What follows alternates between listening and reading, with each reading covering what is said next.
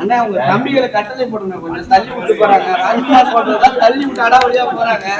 நாங்களும் உங்க தம்பி தெரியுமா?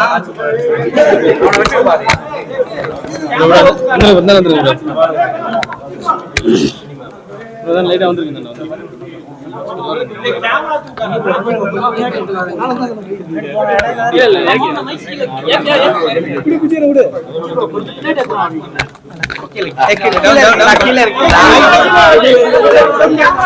டவுன் பண்ணிக்கிறேன்.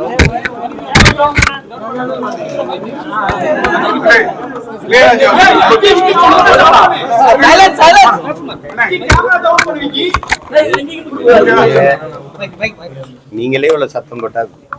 இசைஞானியை பத்தி ரொம்ப நல்லா பேசுனீங்க.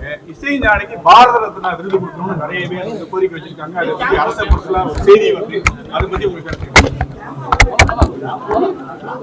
அதை விட பெருமைக்குரிய இன்னும் சிறந்த ஒரு விருதுன்னு தான் சொல்லுங்க எங்க அப்பாவுக்கு. அவரு விருதுக்கு இருப்பா, இப்ப மறுபடியும் வாங்க, கத்தாதீங்க, போய் வாங்க.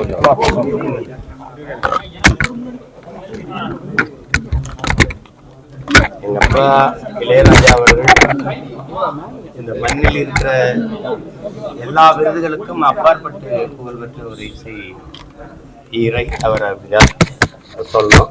எந்த ஒரு விருதையும் கொடுத்து அவரை பெருமைப்படுத்திட முடியும்னு நான் நினைக்கல. ஏன்னா அதை தாண்டிய புகழ் அவருடையது, ஆற்றல் அவருடையது. இருந்தால் நான் வந்து ஒரு மகனா, நாங்கள்லாம் அவர் பிள்ளைகளா அவருக்கு பாரத ரத்னா அப்படின்னு ஒரு விருதை கொடுத்தா எங்க பெருமையடையும், மகிழ்ச்சி அடையும். அதுல எங்களுக்கு இது இல்லை. யாரும் முன்மொழியணுமா தாமதமாயிட்டே இருக்கு. அவருக்கு அந்த எதிர்பார்ப்பு இருக்காது, எங்களுக்கு அதுல ஒண்ணு இல்லை. பல கோடிக்கணக்கான மக்களினுடைய பாராட்டு, அதை தாண்டி அவருக்கு ஒரு விருது இருக்குது. அது ஒண்ணும் இல்லை, கிடைக்கும், உரிய நேரத்துல கிடைக்கும், அவருக்கு கிடைக்கும். வேற ஏதாவது வகுப்புவாதிய சட்டம் திரும்ப பெரும் சொல்லி நம்ம எல்லாருமே போராட்டம் நடத்திட்டே இருக்கோம். ஆனா பெரிய நெருக்கடி பாத்தீங்கன்னா அந்த சட்டத்துக்கு உள்ள இருக்கக்கூடிய இடத்தையே அம்பானி வாங்கியிருக்கான்னு சொல்லி ஒரு தகவல் பண்ணிட்டு இப்ப என்ன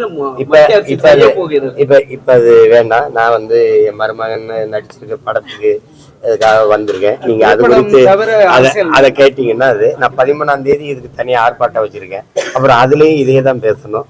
நீங்க அங்க இந்த கேள்வியை நினைவு வச்சு கேளுங்க, நான் சொல்றேன். தொடர்ந்து வந்து எல்லா மேடையிலயும் வந்து விஜய் அவர்கள் வந்து தம்பி தம்பின்னு சொல்லிட்டு இருக்கீங்க. அவரும் 26க்கு ரெடி ஆயிட்டு இருக்காரு. பாமகல நின்று சமீபத்துல தங்கிருக்காரு. பேரன்பு பெருங்கோவம் அந்த படத்தை பேசும். அதான் படம் வந்து இன்றைக்கு ஒரு தேவையான படம். இளைய பிள்ளைகள், எங்க வீட்டுக்குள்ள விஜித், இங்க நம்ம பொண்ணு இந்த சாலி அவர்கள், நம்ம குடும்பத்து பிள்ளைங்கள்லாம் நடிச்சிருக்காங்க, எல்லாரும் நடிச்சிருக்காங்க. என்னுடைய மைத்துனர், அவர் உங்களுக்கு தங்குறது தெரியும், அவர் ஆக சிறந்த படைப்பாளி.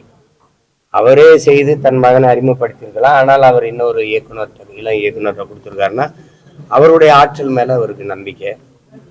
அவர் எங்க அப்பா பால்மேந்திரா அவங்ககிட்ட பயிற்சி பட்டறையில படிச்சிருக்காரு. தம்பி கருப்பழனிப்பன் போன்றவர்கிட்ட பயிற்சி படங்கள் வேலை செஞ்சிருக்காரு. படம் பார்க்கும்போது அவரு ஒரு முதல் படத்துல இவ்வளவு ஒரு கனத்த ஒரு கதையை மக்களுக்கு சொல்லணும்னு நினைச்சதே பெரிய வெற்றி. நாங்க 2 பேரும் அருகரு இருந்து பார்த்தோம். ஒவ்வொரு காட்சி வரும்போது திரும்பி பார்த்துக்கிட்டோம். விஜித்துடைய நடிப்பு எனக்கு ரொம்ப வியப்பா இருந்தது. ஒரு இளம் வயதுல இவ்வளவு ஒரு முதிர்ச்சியான ஆற்றலை வெளிப்படுத்தியிருக்கிறாருன்னு சொன்னேன். பல இடங்கள்ல 2 பேரும் எங்க அப்பாவோட இசையை தான் பின்னாடி எப்படி பேசுறாரு பாருங்க. ஒவ்வொரு காட்சியையும் தூக்கி நிறுத்துறாப்புல, தோல் மேல தூக்கி நிறுத்துறாப்புல. அவ்வளவு அது எல்லாருக்கும் அந்த வாய்ப்பு கிடைக்கல. அது இந்த புது இயக்குனர் தம்பி சிவபிரகாஷுக்கும் எங்க விஜித், இந்த சாலி இவங்களுக்கெல்லாம் கிடைச்சிருந்தது எனக்கு ரொம்ப பெருமை. தம்பி படத்துலதான் பேரன்பும் பெருங்கோமும் உங்களோட டைட்டில், அதுலயே தம்பி நடிக்கிறது. அது அப்படி இல்லை, நாங்க எல்லாருமே பேரன்பும் பெருங்கோமும் கொண்டவர்கள். அது அவருக்கு பொருத்தமா இருக்குது. அது அந்த கதை நான் சொன்னேன்ல, ஏன் இந்த கதைக்கு இந்த தலைப்பு அது விலைக்கு பேசணும். அதான் காரணம். ஏன்னா தமிழ் சினிமால நீங்க ஜாதியை பத்தி சொன்னீங்க, ஒழிக்கவே முடியாதுடா தம்பி சொல்லிட்டு இருக்கீங்க. ஒழிக்கவே முடியாதுன்னு சொல்லல, ஜாதிகள் வந்துட்டு இருக்கு. இப்ப ஜாதி ஒழிக்கவே முடியாதுன்னு சொல்லக்கூடாது, ஒழிக்கணும்.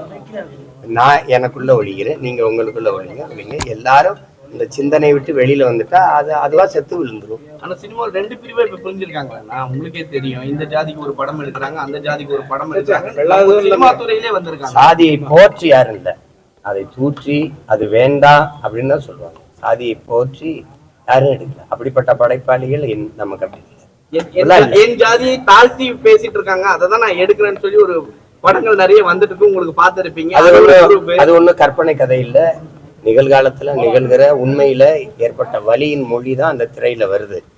அதை பார்க்கிறவங்க செய்யக்கூடாது. சின்லெஸ் லிஸ்ட் எடுத்துட்டு ஸ்பீல்பர்க்கு கடைசியா ஒரு அந்த யூதர்கள் எல்லாம் வரிசையில் நின்று ஒரு கற்களை வைப்பாங்க. அதுல கடைசி அப்படி வரும்போது ஸ்பீல்பர்க்கு நிற்பான். ஏன்னா அவனும் வந்து அந்த பட்டியலில் இருப்பான். அப்ப அந்த படத்தை பார்த்துட்டு அந்த இவங்கெல்லாம் வந்து நாஜிக் படையை சேர்ந்த இவங்கெல்லாம் வந்து எங்க முன்னோர்கள் இவ்வளவு கொடுமையானவர்களான்னு திரையரங்கு விட்டு வெளியேறும்போது தலைகுனிந்து சென்றார்கள்னு அந்த படம் வந்தப்போ அந்த விமர்சனத்தை நான் படித்தேன். அப்படி ஒரு சமூகம் வரும். எங்க முன்னோர்கள் இந்த கருமத்தையடா தூக்கி வச்சுட்டு வாழ்ந்துட்டு இருந்தாங்க அப்படின்னு ஒரு காலத்துல ஒரு தலைமுறை விட்டு ஒழியும். இப்ப நானே மச்சானும் கூட அந்த பின்னணியில் வந்திருப்பான். விஜித்தும் அரவிந்தும் அந்த பின்னணியில இல்லை. அப்படி கொஞ்சம் கொஞ்சமா மாறும். மோகன்லால் படம் வந்து 200 கோடி ரூபாய் வந்து கலெக்ஷன் பண்ணி சொல்றாங்க. குறைவு 250 மேலதான் சொல்றாங்க. ஆனா வந்து தமிழ் படத்துல மட்டும் வந்தா மட்டும் அவங்க என்ன சொல்றாங்கன்னா எல்லாருமே ஒத்துக்குன்னு ஓகே பண்றாங்க, படம் பார்த்துட்ட பிறகுதான் வந்து விமர்சனமே வைக்கிறாங்கன்றாங்க. ஆனா மலையாளத்தை பொறுத்த படம் மட்டும் என்ன சொல்றாங்க, காசு வந்தா போதும் ரிலீஸ் பண்ணலாம் தமிழ்நாட்டுல அப்படின்னு சொல்றாங்க. அது எப்படி பாக்குறீங்க? எப்படி பார்த்தாலும் திரைக்கலைங்கிறது இன்னைக்கு கலை, அதையும் தாண்டி ஒரு வியாபாரம்னு வந்துருச்சு. இப்போ அதுல கேரளாவில் வந்து வெறும் வர்த்தகத்துக்காக படம் எடுக்கிறாங்கன்னு நான் சொன்னா ஒத்துக்கிட மாட்டேன். ஏன்னா அவங்க ஆகச்சிறந்த கலைப்படைப்புகளையும் தந்துருக்காங்க. நீங்க மஞ்சுமல் பாய்ஸ்லாம் உங்களுக்கு தெரியும், அதெல்லாம் வந்து நம்ம நினைக்கவே முடியாது. அந்த மாதிரி ஒரு படைப்பை அவ்வளவு சிறப்பாக செஞ்சிருந்தாங்க. அதுவும் இதளவுக்கு வசூலை குவிச்சதுன்னு தான் இருக்குது. அதனால கலையும் இன்னைக்கு எல்லாமே வியாபாரமானதுல கலைக்கு மட்டும் அவ்வளவு ஒரு கட்டுப்பாடை போடுறது சரியா இல்லை. பெரியார் விஷயத்துல நீங்க முதல்ல குரல் கொடுத்தீங்க. தமிழ் சினிமால எத்தனை முன்னணி இயக்குனர்கள் இல்ல என் குரல் ஒன்றே போதும்னு எல்லாரும் அமைதியா இருந்திருப்பாங்க. தயாரிப்பாளர் சங்கமும் பெப்சியும் சண்டை போட்டுட்டு இருக்கு. தயாரிப்பாளர் சங்கம் பெப்சியும் சண்டை போட்டுட்டு இருக்கு. இதுக்கு நடுவில் தயாரிப்பாளர் சங்கம் புதுசா ஒரு சங்கம் உருவாக்கி இருக்கு. இப்படி நீடிச்சாங்கன்னா மற்ற தொழிலாளிகள் எல்லாமே நசுக்கப்படுவார்கள்.